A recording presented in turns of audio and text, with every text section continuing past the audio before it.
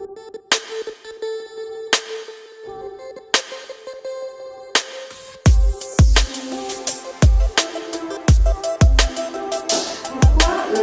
met pas les très bonnes expressions des petits gens, c'est plus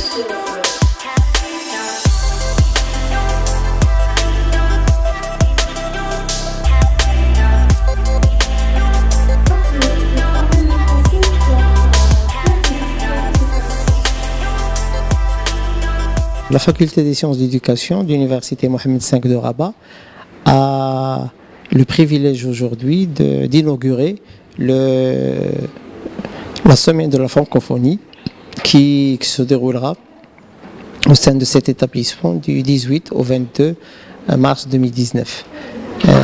Cette activité scientifique s'inscrit dans le cadre d'un programme également de formation complémentaire destiné aux étudiants du master francophonie et politique éducative et linguistique. L'objectif de l'organisation de cette semaine est l'invitation adressée à un certain nombre d'experts, un certain nombre de chercheurs qui sont spécialistes de la francophonie, qui viennent pour d'abord animer un certain nombre de conférences au profit des étudiants de l'établissement et également animer un certain nombre d'ateliers orientés vers la francophonie. Nous considérons que cette semaine est une excellente opportunité également pour échanger sur tout ce qui concerne l'importance de la francophonie en rapport avec la didactique et l'enseignement de la langue française, parce que les étudiants qui sont inscrits dans les filières de didactique du français, de littérature et éducation et des études françaises et communication sont des étudiants qui sont destinés à l'enseignement. Donc cette semaine sera également l'occasion de débattre tout ce qui concerne les approches pédagogiques et didactiques destinées à des fins d'enseignement, l'enseignement du français langue étrangère. Deuxième aspect important, et ça a été évoqué dans le cadre de l'ouverture de ce matin, c'est que l'enseignement du français doit être considéré d'un point de vue non seulement linguistique, mais également culturel et interculturel, parce que le français, ou toute langue, véhicule toute une culture, véhicule tout un arrière-plan du patrimoine culturel, donc il est tout à fait normal que l'enseignement d'une langue étrangère soit accompagné et soit intégré dans le cadre d'une approche interlinguistique et interculturelle. Je pense que pour ma part, aider les étudiants étrangers qui apprennent le français peut se concevoir de différentes façons. D'abord, il y a un petit peu le respect, il y a le respect de l'autre. L'étudiant est en formation, donc il faut lui faciliter l'approche d'une langue qui n'est pas sa langue maternelle. Donc il y a plusieurs façons. D'abord, c'est peut-être faire des échanges entre correspondants français et correspondants étrangers dans ce pays. Et puis ensuite, il y a ce que l'on a fait avec l'Afrique et ce qu'on a fait avec Tahanaout. Ce qu'on a fait plus petit pour les écoles de Ouarzazate, c'est apporter un certain nombre de livres, de documents en français, mais pas forcément venant de France. Par exemple, pour le collège de Tahanaout, nous avons financé un certain nombre de livres édités par les éditeurs marocains, Yomad, Marsam, Yankov El Kitab. Donc ils ont étudié le français à travers leur littérature, leur histoire. Et je crois que c'est plutôt par là qu'il faut commencer. Parce que renvoyer par exemple des livres de Zola ou autres, je crois que c'est contre-productif et c'est pas comme ça qu'on apprend la langue. Il faut apprendre la langue avec plaisir.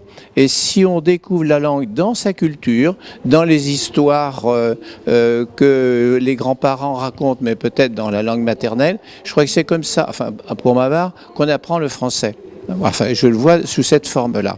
Cet après-midi, nous allons donc offrir une prestation artistique où je serai accompagné de musiciens instrumentistes, une jeune fille qui va jouer donc du oud, et son frère jumeau qui va jouer lui du qanoun, c'est une sitar renversée.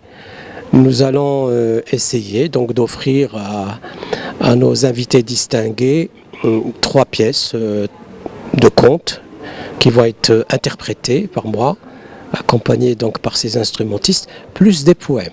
Donc c'est la particularité de cet atelier, c'est qu'il conjugue tout à la fois contes, nouvelles et poésie. Et donc les poésies seront déclamées en musique, mais aussi les contes et les nouvelles seront également donc partagés avec le public en musique. Donc moi je me limiterai à dire donc 3 contes. L'un qui s'appelle Les foudres de la malédiction, un autre qui s'intitule Une étoile pour la liberté, et puis le dernier, c'est Chronique d'une aventure atonique. En fait, l'université et la faculté des sciences de l'éducation a essayé d'être innovant en organisant donc cette célébration. Et l'idée, apparemment, c'est essayer donc de synergiser toutes les actions qui concourent en faveur donc de la pluriculture, hein, donc de toutes les cultures qui existent à l'intérieur de l'espace francophone.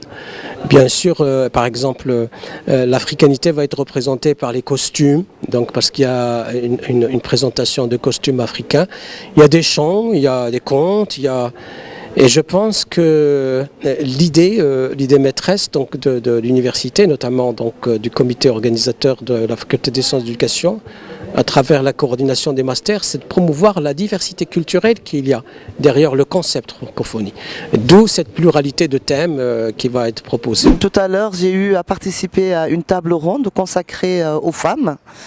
Donc la thématique c'était littérature et femmes. Donc il fallait que nous, femmes écrivains, je préfère dire écrivains au lieu d'écrivaines, donc femmes écrivains, nous puissions nous exprimer par rapport à notre rapport à la littérature francophone, que nous nous exprimions aussi par rapport au rapport que nous avons à l'écriture, à l'écrit, et le rapport aussi un peu à la langue française, puisque nous n'étions pas toutes des issues de langue française maternelle, mais plutôt des gens qui sont issus de la francophonie en apprentissage de la langue dès le bas âge. Et ce qui nous a rapprochés, nous les femmes qui étions là ce matin, c'est le fait que nous écrivions en français.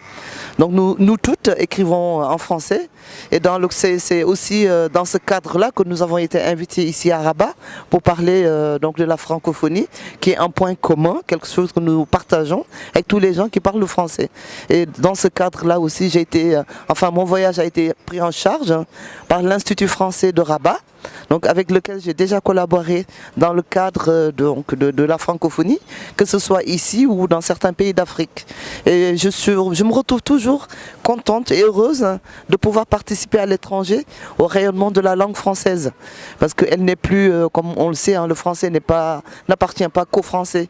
La langue française appartient à tous ceux qui la parlent et qui l'écrivent aussi. Je fais partie de ceux qui la parlent bien sûr, mais de ceux qui l'écrivent, donc de cette manière-là, de ceux qui l'enrichissent. C'était 4 femmes, 4 auteurs, une franco-sénégalaise, franco-marocaine, une marocaine et moi-même qui vient de Belgique. Et on a échangé ensemble.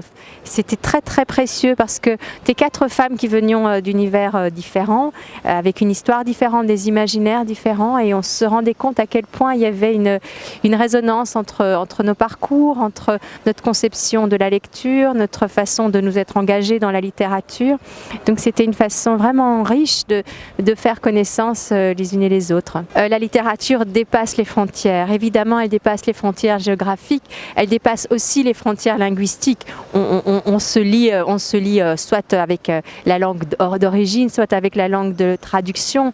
Je pense que c'est pas uniquement la francophonie, c'est pas le fait de parler la même langue qui nous réunit, c'est la façon de placer la littérature et les livres au cœur de nos existences. C'est cette sensibilité-là à cette chose écrite, c'est ça qui fait la magie de la littérature, et c'est ça, pour moi, c'est vraiment une histoire de sensibilité et d'imaginaire qui va bien au-delà des frontières, bien au-delà des langues.